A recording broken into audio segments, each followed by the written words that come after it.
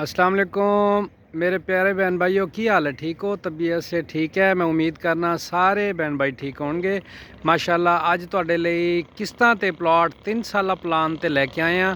बहुत प्यारी लोकेशन है, मेन मैटल सड़क है, बिल्ली वाले अड्डे तो अंदर आ रही है। तो इत्थे इसे लाइन च गैस है, इसे लाइन ते सीवरेज पाई हुई है। आओ चलिए तुहानूं प्लाट दिखाने हैं जी।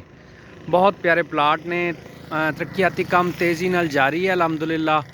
देखो तुसी देख सकते हो मकान बनना शुरू हो गए हैं अलहमदुलिल्लाह। बेहतरीन लोकेशन ते है जी और 3 साला प्लान है। ये लाख रुपया एडवांस है, घट तो घट उमें 2 लाख की मतलब है ਇਹਦਾ एडवांस, लेकिन तुसी लाख रुपया दे दोगे तो काम चल जाएगा। फौरी कब्जा है, मौके ते ही तुसी अपना मकान स्टार्ट कर सकते हो। यह देखो जी माशाल्लाह, तुसी कैमरे च देख रहे होवोगे कि यह मकान माशाल्लाह एक यह मकान बन चुका है, एक यह बन रहा है अंडर कंस्ट्रक्शन। ये सिर्फ लंटर पाना है, इन्होंने भी मुकम्मल कर लिया। एक वो अगला 3 मरले च बन रहा है, एक मकान है सामने बन रहा है 5 मरले च। इस तो अगे जोड़ा है ना अपने कोल प्लाट पे ने बड़े प्यारी लोकेशन ते, और कटिंग बड़ी प्यारी है। प्लाटां की कटिंग है 36-34 5 मरला। इस लाइन च है 29-44।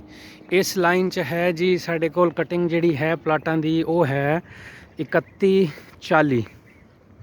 अच्छी कटिंग च ने माशाल्लाह। 270 की पैमाइश है, 18 फीट की सड़क है, टफ टाइल ते सीवरेज लवा के देंगे इंशाल्लाह। तो अच्छी लोकेशन। तो एक 5 मरले साढ़े को लै पिया जी एरिया वाला, तो बाकी एक 5 मरले अगला पिया जी साढ़े को एरिया वाला, एक उस तो उतला एरिया वाला पिया जी, एक ये नाल एरिया दे नाल अटैच पिया साढ़े को। बाकी जिस बहन भाई नूं चाहिदा होवे मैं डिस्क्रिप्शन च नंबर ला देंगा। 3 साल का प्लान है, हर महीने किस्त दे के अपने प्लाट के मालिक बन सकते हो।